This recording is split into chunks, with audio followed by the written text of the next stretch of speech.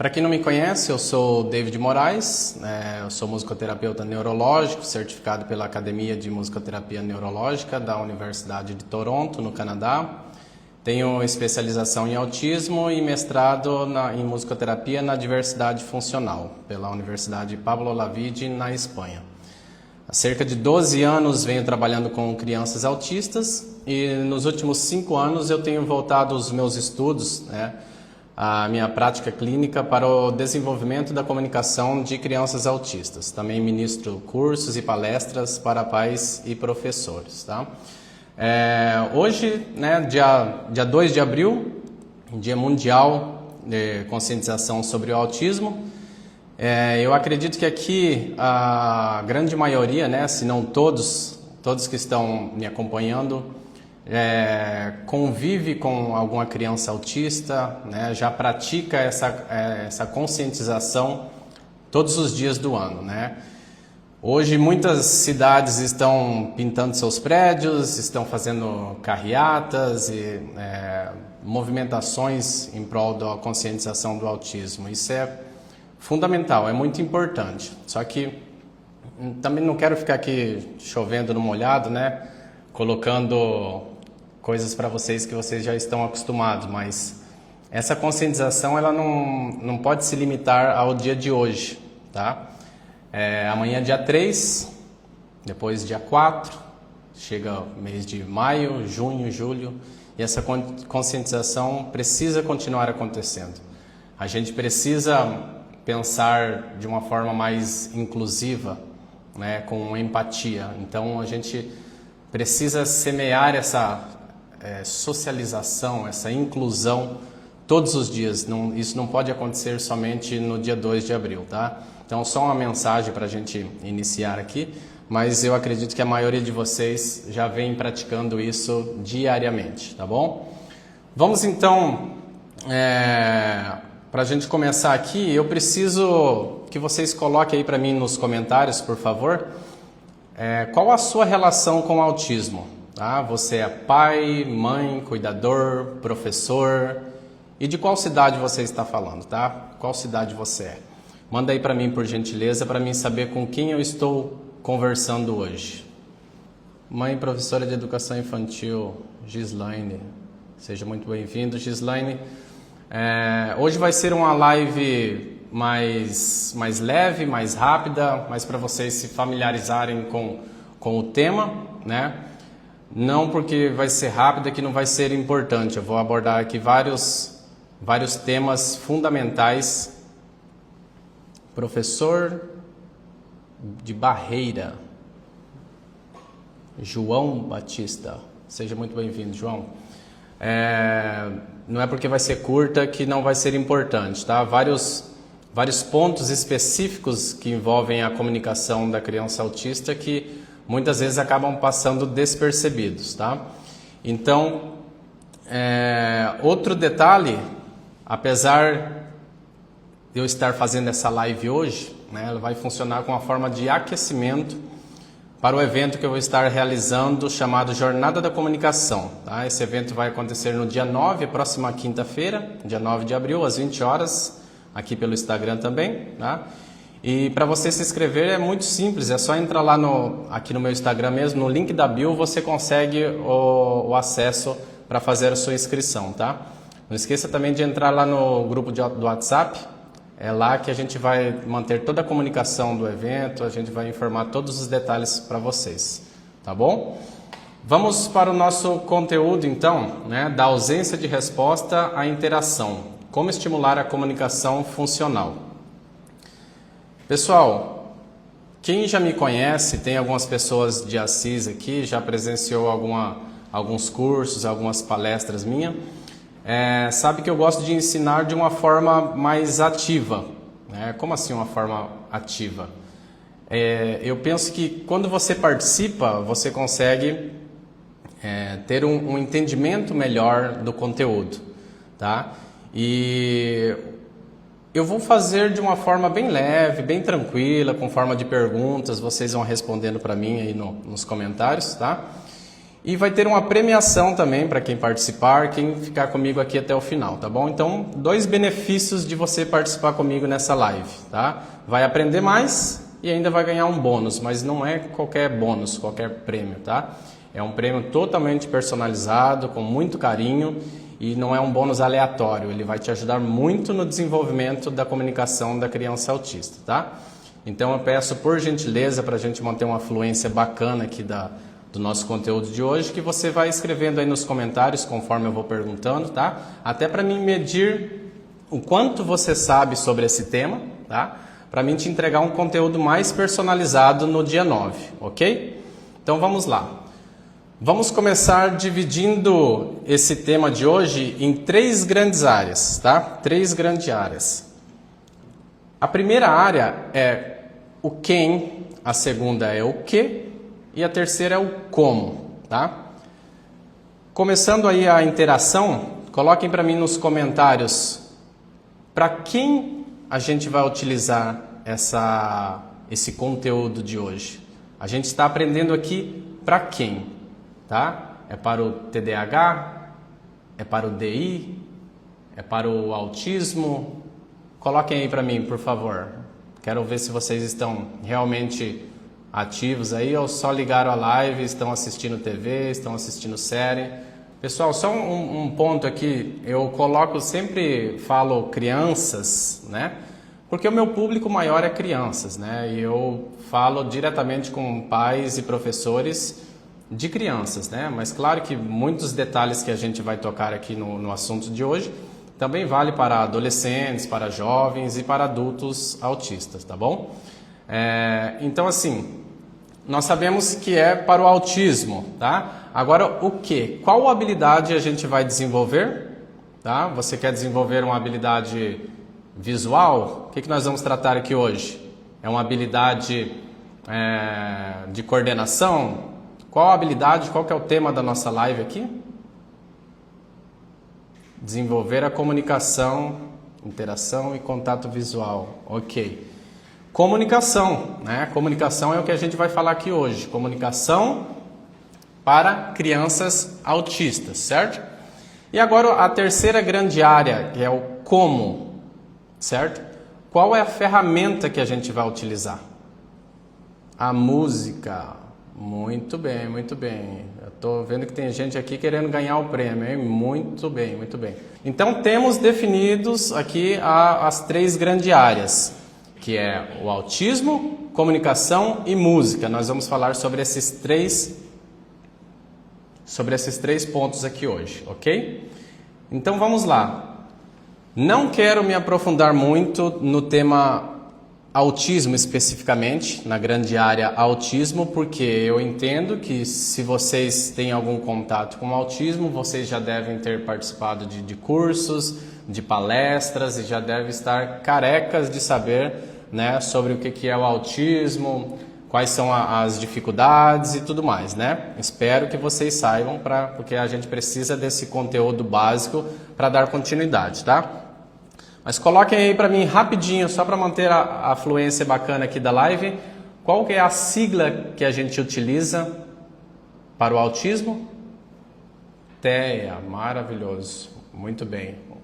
E agora nós vamos desmembrar esse TEA, tá? O que significa a letra T, a letra E e a letra A? Né? Nós sabemos que é transtorno do espectro autista. Ok, mas vocês já pararam para pensar o que significa cada um desses termos? Transtorno. O que é um transtorno? Por que não é síndrome? Tá? Por que a gente não chama de doença? A gente sabe que o autismo não é uma doença, né? É um transtorno, mas alguém já parou para pensar o que é esse transtorno? Uma bagunça na cabeça. Eu diria com outras palavras, mas é mais ou menos por aí. Exatamente. É mais ou menos por aí. Transtorno, disfunção, exatamente. Então, pessoal, o transtorno, na verdade, ele é uma alteração no funcionamento, tá? Eu, como falei para vocês no início, eu gosto de uma aula, passar o conteúdo de uma forma mais descontraída, tá? Eu gosto de usar bastante histórias também com as histórias vocês conseguem imaginar e fazer uma associação com o tema que a gente está tratando aqui hoje, tá? Falando em transtorno, né, a gente já sabe que é uma alteração no funcionamento, mas é uma alteração no funcionamento do quê? Então, colocando ali, né, neurodesenvolvimento, ok. O colega ali colocou que é uma bagunça na cabeça. Então, a gente sabe que é uma alteração no funcionamento do cérebro, tá? Então, mas o que tem de diferente nesse cérebro, tá? Isso, vão colocando aí do cérebro, exatamente. Mas o que tem de diferente no cérebro da criança autista do que da criança típica? Qual que é a diferença? Eu vou contar uma historinha aqui bem rapidinho para vocês fazerem a relação. Pensa comigo e vamos fazer uma comparação com um cérebro, conectividades cerebrais, exato. Um cérebro e uma casa, certo? Construir uma casa, eu preciso fazer a instalação elétrica dessa casa, certo? Vamos pensar que os fios de eletricidade é os neurônios do nosso cérebro, certo? Então, assim, quando a gente faz, a gente não, né, que eu não sou eletricista, né, mas quando é construído uma casa, né, o que o eletricista faz? Ele puxa o fio lá do poste, né, e ele vai trazendo ali do registro da casa, vai trazendo para os cômodos. Então, coloca lá um fio na lâmpada e desce esse fio para a tomada. Ele puxa para o quarto, coloca lá um fio na lâmpada e um fio no interruptor ali da tomada. E vai fazendo isso em todos os cômodos, certo? O cérebro da criança autista acontece como o colega utilizou ali o termo, né? Uma bagunça nessa organização desses fios, né? Nós sabemos que o nosso cérebro tem algumas regiões, né? Tem uma região aqui traseira, as regiões laterais, as regiões frontais, né? E esses fios têm que ligar todas essas áreas têm que estar, né, todas conectadas, tá? E o que a ciência traz para a gente é o seguinte, que as conexões do cérebro da criança autista, ela está super conectadas. Então eu tenho muita conexão, né, muito fio, né, ligado a uma área pequena e pouco fio conectando uma área mais distante. Pensa comigo, se eu vou ver uma imagem, certo? Estou olhando para uma imagem, eu preciso processar o que aquela imagem me diz, tá? Nós sabemos também que a região ligada à área visual, ela fica aqui atrás do nosso cérebro, tá? E a parte de processamento fica aqui na frente. Então, automaticamente, para mim olhar uma imagem e processar, entender ela, eu preciso utilizar as duas regiões do meu cérebro, a região de trás e a região da frente, tá? Como isso acontece? Ele acontece porque tem um fio, né, de energia, que nós chamamos de neurônio, certo? Que está conectando a área de trás com a área da frente do nosso cérebro. Quando essa conexão está funcionando como ela deveria funcionar, a gente consegue enxergar e consegue processar, entender aquela imagem. Então a gente sabe que no cérebro da criança autista tem muita conexão na mesma área, na região, hiperconectados ali, tá? Isso explica muitas questões de estereotipias das crianças, né? A região motora do cérebro também está sobrecarregada de tanta conexão ali embolada. Imaginem os fios de eletricidade embolados, um ligado no outro. Isso acaba gerando essa disfunção, né? Imagine numa casa, você faz a ligação elétrica, mas você faz ela de uma forma desconexa. Você vai apertar o interruptor ali da tomada para acender a luz do quarto e não acende nada. você aperta a tomada ali da luz do quarto e acende a luz da sala. É mais ou menos essa disfunção que vai acontecendo no cérebro da criança autista. Essa rede de conexão, ela está desorganizada, tá? E isso acaba causando as dificuldades que a criança autista tem, ok?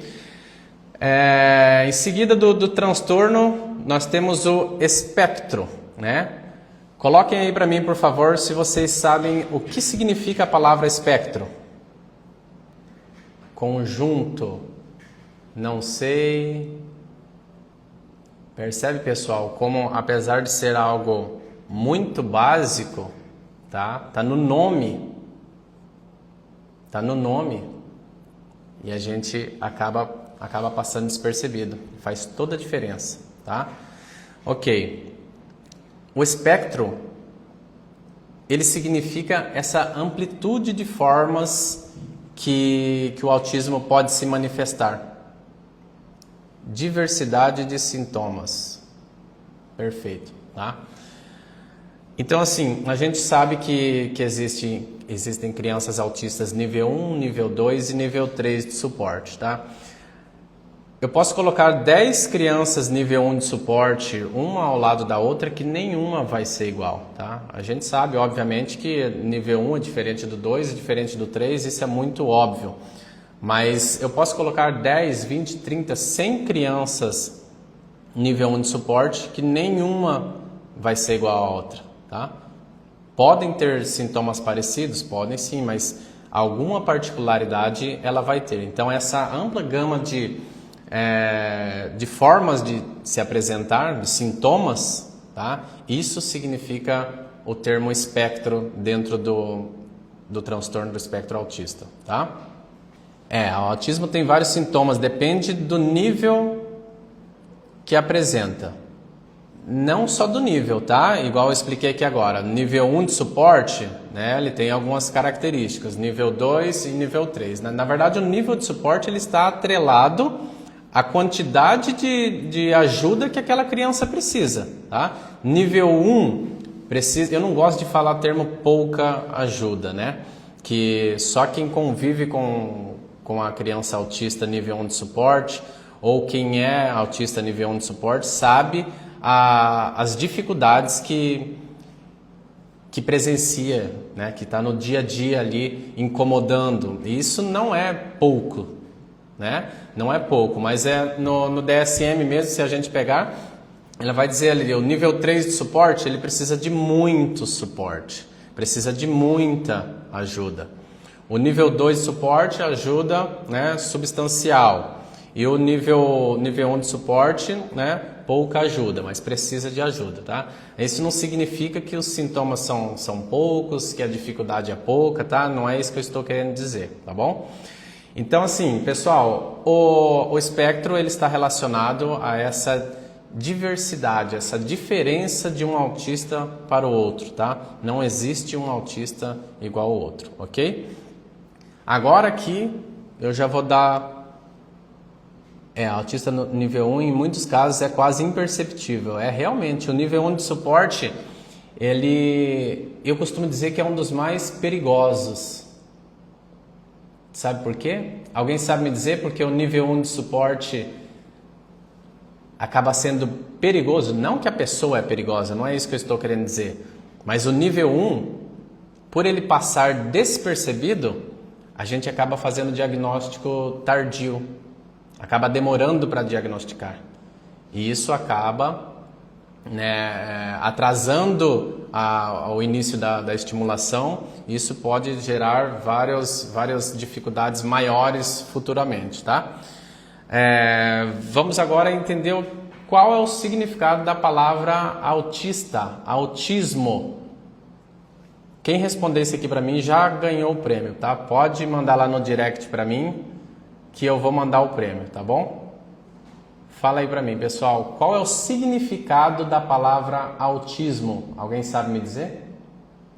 Antônio Felipe, foi o meu caso. Diagnóstico tardio, Antônio, foi isso? Descobri tarde.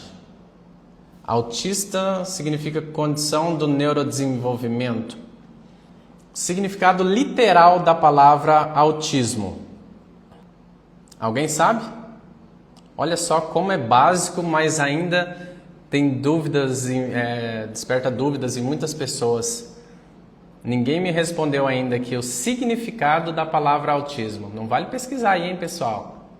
Quero ver se está na cabeça. Para a gente estimular, para a gente trabalhar com a criança que tem autismo, a gente si mesmo. Muito bem. A palavra autismo, ela vem do grego autos e significa si mesmo, de si mesmo, dentro de si mesmo. Faz todo sentido, tá? Então quem respondeu ali primeiro, si mesmo, pode entrar em contato lá que já ganhou o prêmio, ok? Pessoal, então vamos lá. Nós sabemos o que é o transtorno, nós sabemos o que é o espectro e nós sabemos o significado de autismo, ok? Então vamos agora, para a gente fechar essa primeira grande área aqui da nossa live de hoje, eu quero que vocês escrevam aí em sequência para mim quais são as 3 principais dificuldades da criança autista. Quais são as 3 principais habilidades prejudicadas no autismo? Comunicação é uma delas. Comunicação e interação social. Ok, e o terceiro? Fala atrasada. Fala atrasada não fecha diagnóstico para autismo, tá? Não é só ter atraso na fala. Social, motora, comportamento, pessoal. Fechamos aqui os 3 eixos principais, os 3 critérios para fechar o diagnóstico de autismo. Então, nós sabemos que cada autista é um diferente do outro, tá? Cada sintomas são apresentados em um nível diferente de intensidade. Mas uma coisa em comum que todos os autistas têm é dificuldade em comunicação, dificuldade em socialização e alterações comportamentais, comportamentos estereotipados, rotina rígida, dificuldades sensoriais, né? Movimentos repetitivos, que são as estereotipias, né? Se alguém não apresenta um desses 3 fatores aqui, não fecha diagnóstico, tá? Então, o que a gente precisa estar atento, né? Falando em dificuldade, né? Antes mesmo do diagnóstico, nós precisamos ficar atento a essas 3 habilidades, tá? Não se fecha diagnóstico de quem não tem dificuldade nenhuma em nenhum nível de comunicação. Não se fecha diagnóstico de quem não tem nenhum nível de dificuldade de socialização. E também não se fecha diagnóstico de quem não tem nenhum nível de alterações comportamentais, como eu falei antes aqui, de estereotipias, movimentos repetitivos, rotina rígida, né? Dificuldade com imprevistos e tudo mais, tá? Então, esses 3 pilares são fundamentais para a gente observar e estar fechando um diagnóstico, tá? Também são fundamentais para a gente entender o que é o autismo. Então, eu expliquei aqui para vocês o que é o transtorno, o que é o espectro e o que é o autismo, né? Agora eu expliquei para vocês aqui uma dificuldade que todos os autistas têm, que é essas 3 dificuldades ali, de socialização, comunicação e comportamentos repetitivos, né? Então, assim, não tem como, fechando essa primeira grande área aqui, não tem como a gente fazer estimulação de alguém que a gente não conhece, de alguém que a gente não sabe como funciona, tá? Se o que eu falei aqui para você hoje, que é o básico do básico do básico, tá? Se isso para você ainda não está tão bem memorizado, né? Compensa ali a gente estar investindo mais em pesquisas e cursos para a gente ter uma noção melhor de como intervir, ok? Vamos passar para a segunda grande área, tá? Que é o tema da nossa live de hoje, né? Que é a comunicação, tá? Agora eu quero fazer um exercício bem rápido aqui com vocês. Vocês provavelmente, quem está aqui me acompanhando,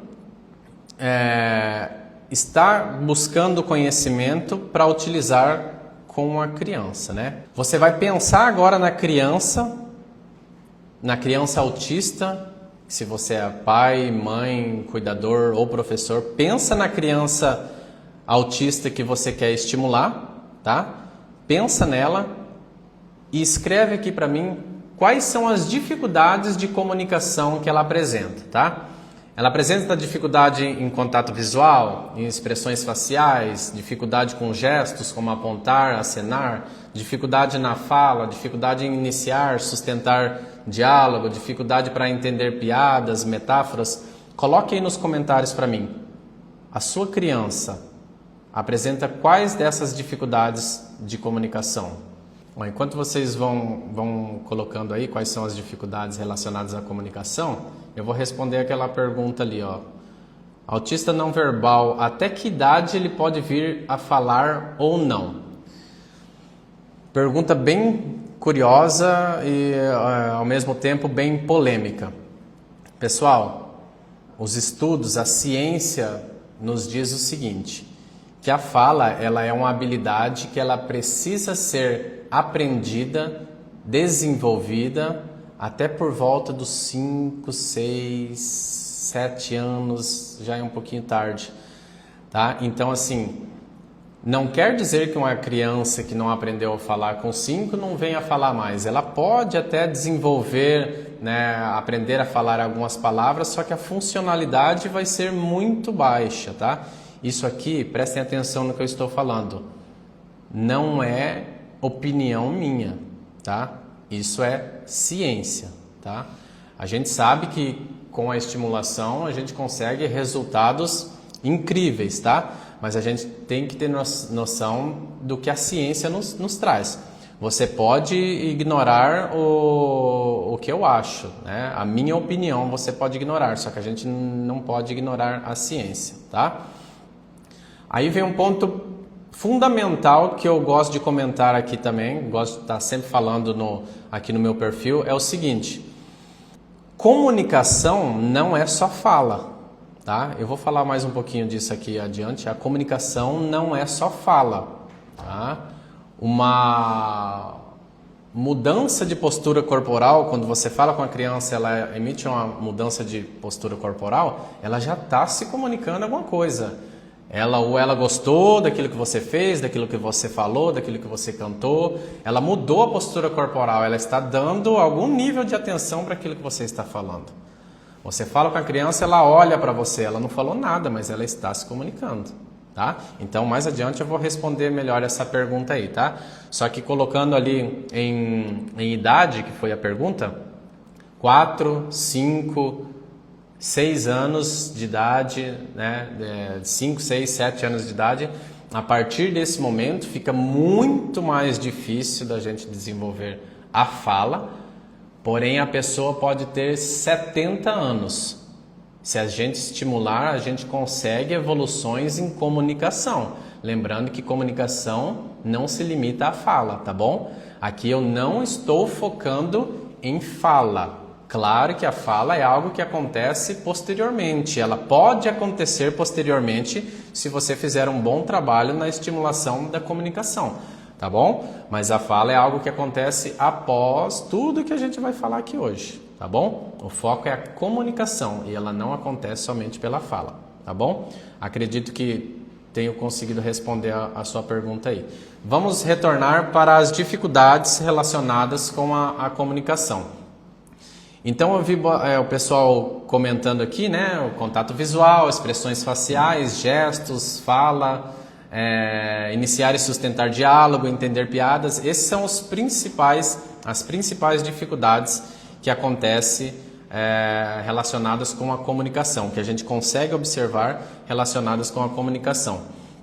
Agora, pessoal, voltem para o exercício, pensem novamente nessa criança, tá? Que você colocou para mim aqui as dificuldades. Pensa nessa criança e coloque aqui para mim agora nos comentários quais estratégias você já tentou para se comunicar melhor com essa criança. Estar no mesmo nível de olhar dela ao falar. Estimulando com brincadeiras. Fala devagar. Palavras curtas e objetivas. Falar mais alto, tem que tomar cuidado com falar mais alto. Se a criança tem uma sensibilidade auditiva, você pode mais prejudicar do que ajudar, né? Brincando. Falar devagar, comandos curtos e diretos. Ótimo. Com música, brincadeira, olha, já tem gente utilizando a música aí, muito bacana. Sempre me abaixo no nível do olhar dele e começo a me comunicar com ele, ótimo. Beleza, pessoal? Então, assim, falar devagar, muito importante, às vezes a gente quer falar muito rápido, acaba não dando tempo para a criança processar o que você está se comunicando, o que você está querendo, né? Dar comandos simples, curtos e diretos. Muitas vezes a gente pede para a criança, pega seu sapato, coloca no guarda-roupa e traz a meia aqui para mim lavar. É muita informação, tá? Então tem que ser uma coisa de cada vez. De preferência, dá um apoio gestual, né? Aponta, né? Pega o sapato, ou só a palavra sapato, sapato e aponta.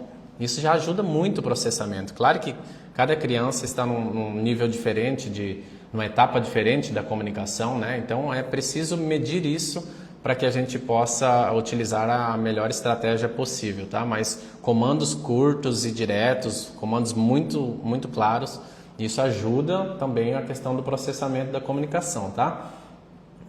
Dar tempo de resposta, né? Não consegui acompanhar se alguém colocou aqui tempo de resposta, mas esse é um fator essencial. Muitas crianças têm um delay, um atraso na resposta, tá? Então, muitas vezes você pensa que a criança não te responde, mas às vezes você não está dando o tempo necessário que ela precisa para te dar uma resposta, tá? Então, experimente dar um comando, né? Um comando claro, um comando limpo, direto, e experimente dar um tempinho para que ela consiga processar e emitir uma resposta, tá? Isso pode ajudar bastante também. Claro que dependendo do nível de dificuldade da criança, você vai esperar ali 1 minuto, 2 minutos, 3, 5 minutos e não vai ter resposta, né? Porque ela, na verdade, ela está num nível abaixo ainda de comunicação receptiva. Ela não está entendendo o que você está falando, automaticamente não vai acontecer a resposta, né? Mas experimentem, se a criança já tem um nível bacana ali de retorno quando você fala, experimente esperar um tempinho maior ali, pode ser que a resposta seja melhor, pode ser que a resposta venha mais completa, às vezes na ânsia da gente conseguir um retorno da criança, a gente pede algo, dá um comando e não espera 5 segundos, acha que a criança não vai responder, já emenda outro comando em seguida ou repete a mesma coisa. Então, dê um tempinho para essa latência, essa diferença do tempo que você falou até o tempo de processamento da criança. Isso é muito importante a gente respeitar também, tá? Organizar o ambiente. Aí eu vejo muita gente falando de comunicação e tal, tentar desenvolver a estimulação, estimular a comunicação da criança, mas está lá numa sala totalmente bagunçada, com televisão ligada, rádio tocando música, gente conversando de um lado, gente conversando do outro. É muito estímulo para processar, tá? Além do comando que você está dando ali, né? Ela está escutando a TV, está escutando a música que está vindo do rádio, está escutando outras pessoas conversando, tá? Então é importante sempre que possível, né? Manter um ambiente o mais limpo possível, limpo que eu digo sem tanto estímulo, né? A gente sabe que a criança tem uma dificuldade na organização sensorial, então quando você mantém esse ambiente organizado com poucos estímulos, isso às vezes já é o suficiente para você conseguir um nível de resposta mais sofisticado da criança, tá? Então muita atenção na hora de estimular, tá? Quantos estímulos estão ao seu redor ali ao mesmo tempo. A gente, né, as pessoas típicas, né, que não tenham esse transtorno, conseguem com mais facilidade filtrar os estímulos, né? Às vezes a gente quer estudar e tem uma obra do lado da nossa casa. Quantas vezes eu peguei um livro para ler, estava estudando algum artigo, alguma coisa assim, e tem uma obra do lado da minha casa, né? Incomoda? Incomoda, mas, né, se você fizer um esforço e se concentrar ali, muitas vezes você consegue eliminar um pouco daquele som e focar no que você está querendo, né? Mas para as crianças autistas chega tudo ao mesmo tempo, chega tudo com a mesma intensidade. Essa dificuldade nesse filtro é muito difícil, tá? Então organizar o ambiente é fundamental também. Aqui vem um ponto que eu também não vi nenhum comentário, que é sobre o reforçador. Quem aqui já ouviu falar no reforçador para o estímulo da criança autista? Reforçador, só coloca para mim sim ou não. Não ouviu falar em reforçador. Também não ouviu falar em reforçador. Sim. Isso, pessoal, vão interagindo aí, que isso é muito importante para mim medir o quanto vocês conhecem, tá? Mais uma vez repito, isso vai servir para mim personalizar o conteúdo que eu vou trazer para vocês no dia 9 de abril, tá? Dia 9 de abril, reforçando, às 20 horas estarei realizando um evento aqui no Instagram chamado Jornada da Comunicação. Se você ainda não sabe desse evento, tá? Clique no link da bio aqui do meu perfil e faça a sua inscrição. Ali em seguida da inscrição vai aparecer para você entrar no grupo do WhatsApp.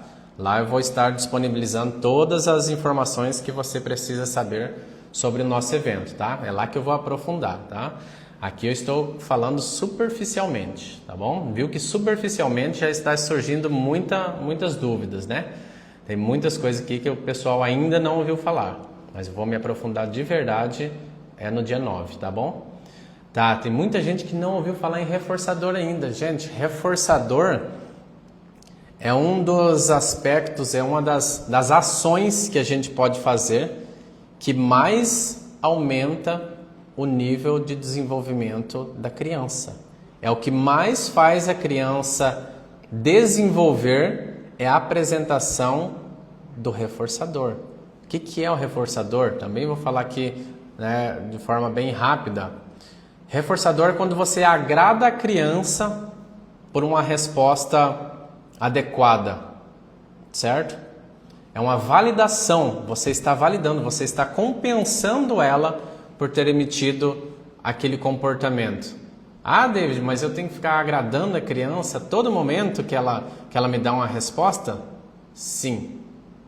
Tá? Se você estuda autismo, se você convive com alguém com autismo, você precisa saber disso. Você precisa compensar ela pelas respostas.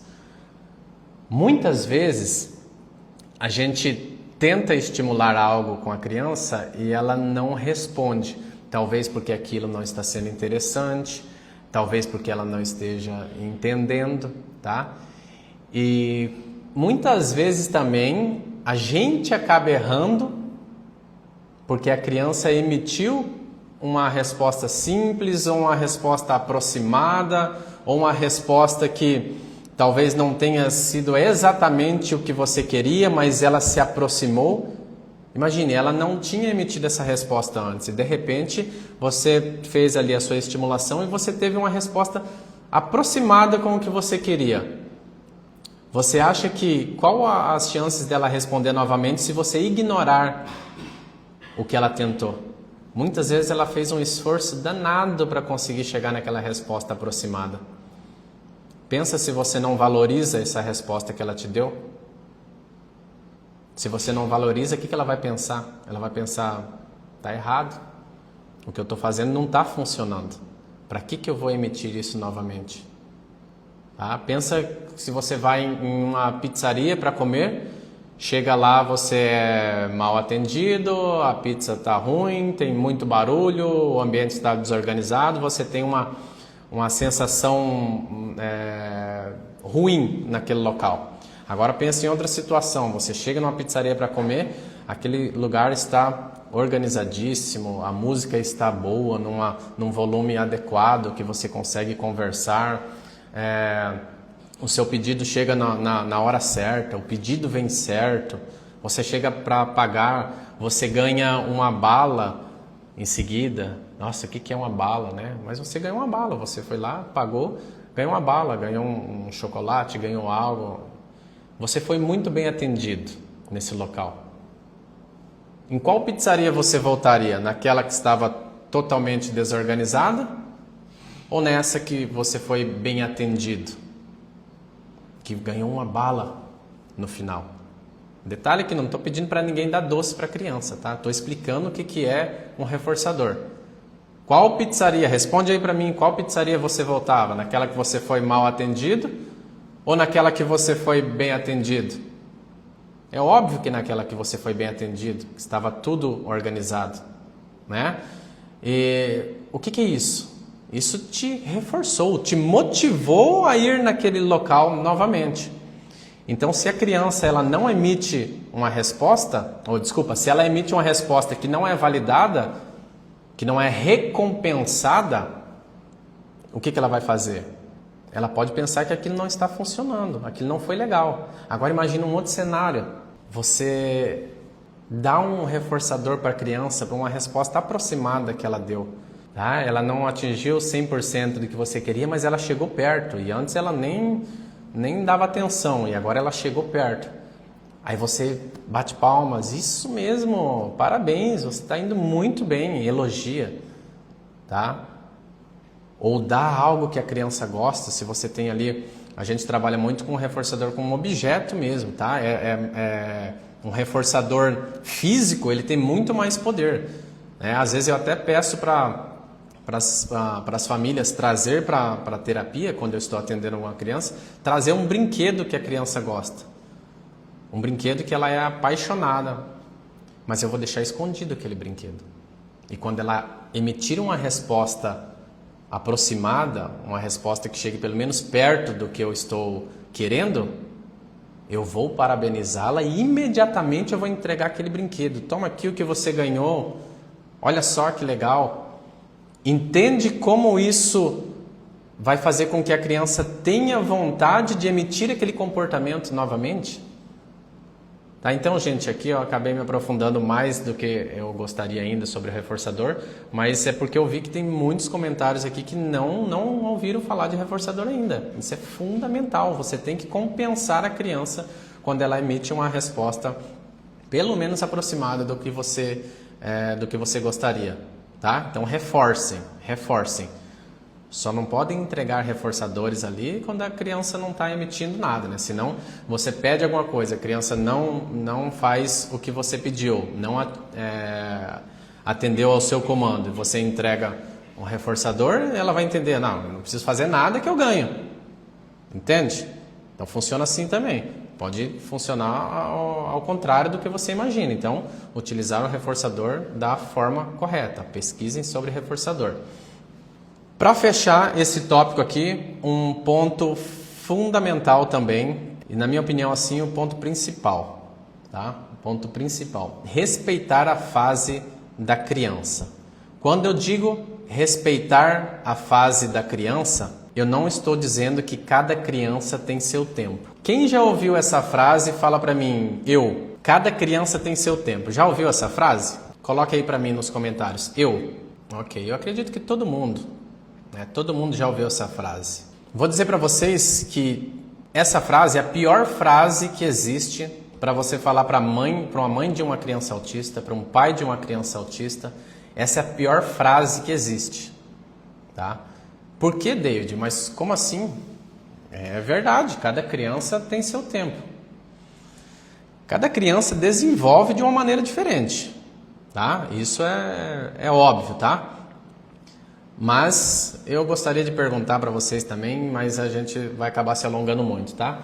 Existem os marcos do desenvolvimento. O que é os marcos do desenvolvimento, tá? É uma tabela, claro, realizada não ao acaso, né, com vários estudos científicos, onde ela nos mostra ali uma base do que a criança precisa estar fazendo em determinada idade, né? Por exemplo, o marco da comunicação eu coloquei aqui para vocês, bem superficial, tá bom? 3 meses a criança precisa estar iniciando contato visual. 6 meses a criança, 6 meses de idade, tá bom? 6 meses de idade a criança tem que estar apresentando alguns balbucios, mamã, papá, gugu, esse tipo de vocalização, tá? 12 meses a criança precisa estar utilizando a palavra com algum significado. Por exemplo, chamar a mãe, né, mamã, não como um balbucio aleatório, mas direcionando para a mamãe, chamando a mamãe. Papá, chamando o papai. Certo? Com 12 meses já pode estar acontecendo isso, deve estar acontecendo isso, né? Aproximadamente, tá? Quando eu digo 12 meses, pode ser que algumas crianças, né, façam isso um pouquinho antes ou um pouquinho depois, mas muito depois é um alerta que a gente tem que ficar ligado já, tá? 18 meses tem que estar falando de 10 a 50 palavras. 2 anos, juntar palavras. Quer água, dá papá. Isso é estar juntando duas palavras. A criança com 2 anos precisa estar fazendo isso, tá? Aproximadamente 2 anos. 3 anos já precisa estar emitindo frases mais complexas, tá? A comunicação tem que estar mais limpa, mais fluida já. Agora vamos pensar ali em cada criança tem seu tempo. Vocês acreditam que uma criança... Vamos esquecer agora a questão do diagnóstico, tá? A criança não tem um diagnóstico. Como já chegou para mim, uma criança de 4 anos, não pronuncia nenhuma palavra e a família chega falando que o meu vizinho falou que é para esperar mais um pouquinho, que cada criança tem seu tempo. Uma criança com 4 anos que não produz nada de fala, tá? A gente sabe que alguma coisa não está dentro do esperado, certo? Se com 12 meses a criança já precisa estar falando palavras com significado, 4 anos não falar nada, a gente sabe que, né, pode ter, obviamente tem um atraso na fala, obviamente tem algo impedindo essa fala de acontecer, tá? Agora, não procurar tratamento, não fazer estimulação, não estou falando aqui de buscar diagnóstico, de rotular, tá? Não estou falando nada disso aqui, tá? Estou falando de uma criança que não tem diagnóstico ainda. O objetivo aqui, o que eu estou falando, não é procurar diagnóstico, eu estou falando procurar estimulação, tá? Estimular. Os marcos do desenvolvimento, tem alguns marcos ali na carteirinha de vacina da criança. Na carteirinha de vacina já tem algumas informações ali sobre os marcos do desenvolvimento, tá? Agora, uma fala dessa, cada criança tem seu tempo. Com 2 anos de idade, aí os pais esperam chegar com 3, esperam chegar com 4. Não, mas meu vizinho falou que com 4 anos, o avô dele começou a falar com 4 anos. Gente, por favor, não façam isso, não esperem, tá? Entendam os marcos do desenvolvimento. A gente sabe que aqui no Brasil o diagnóstico ele é tardio, ele acontece ali por volta dos 4, 5, 6 anos de idade. É tarde, tá? Não estou falando que não tem nada que possa ser feito, tem sim. Tá? A estimulação está aí para isso e a gente tem muito desenvolvimento a partir da estimulação. Mas não podemos esperar. A gente precisa estar de olho, quem tem criança precisa estar de olho nos marcos do desenvolvimento. Tá? Não atingiu, chegou por volta de 6 meses ali, tem alguns marcos que já, alguns balbucios, algumas vocalizações que já devem começar a aparecer. Fique ligados. Tá? Percebeu ali, é bom a gente pecar por cuidado demais do que pecar por falta de cuidado. Tá? Chegar lá com 3, 4 anos não falou nada, você já percebeu os sinais com 6 meses. Imagina, 3 anos e meio esperando a criança falar. Quantas oportunidades essa criança já perdeu? Quanto essa criança já poderia ter evoluído? Mas fiquem ligados com os marcos do desenvolvimento, tá? Quando eu falo respeitar a fase da criança, eu vou explicar isso aqui como uma forma de história rápida também. Imagine que você vai construir uma casa. Por onde você começa a construir uma casa? Tá? Imagine, quero construir uma casa, quero desenvolver a comunicação. Vamos fazer um paralelo aqui. Você não começa pelo telhado da casa. Você não começa pela janela. Você começa pelo alicerce, pela base, construindo os pilares, tá? Para sustentar a habilidade de fala. Tá bom? Então, assim, quais são esses pilares? Qual é esse alicerce? Tá? Esse alicerce é os pré-requisitos da comunicação.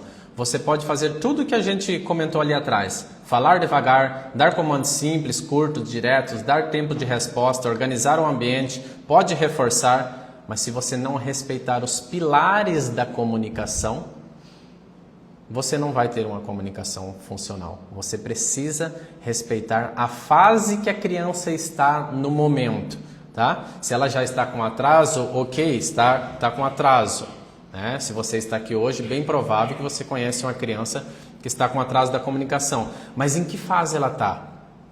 Ela já tem contato visual? Ela já tem atenção conjunta? Ela já imita? Certo? Esses são os pilares da comunicação. Contato visual, atenção conjunta, imitação, intenção comunicativa e associação de som e significado. Esses são os 5 pilares fundamentais para o desenvolvimento da comunicação. E é sobre isso, principalmente sobre isso, que eu vou me aprofundar no dia 9, tá? No evento Jornada da Comunicação, ok? Vamos fechar essa parte de comunicação para a gente ir encerrando aqui, que já estamos passando de 1 hora de live. Aonde a música entra em tudo isso, David? Tá? A música, ela nada mais é do que um som organizado, certo? Pensa comigo. Para a gente entender esse som, a gente precisa de 2 grandes áreas aqui do nosso organismo, tá? Que é o sistema auditivo periférico e o sistema auditivo central. Quando eu falo em sistema auditivo periférico, eu estou falando do nosso ouvido, da nossa orelha, que faz a captação do som. E quando eu falo de sistema auditivo central, eu estou falando do nosso cérebro, que ele é responsável pelo processamento. Então, a música entra, né, é captada pelo nosso ouvido, por isso é muito importante fazer as avaliações auditivas da criança para perceber se não tem nenhuma alteração ali na audição, se a criança está escutando corretamente, certo? Ok, fez as avaliações, está tudo certo com o ouvido, ok, vamos partir para a segunda área, que é a parte do cérebro. Ela está conseguindo entender esse som que está entrando, tá? Ela está conseguindo fazer esse processamento do som que está chegando até o cérebro dela, tá? E é aí que entra a música como um fator fundamental. Por quê?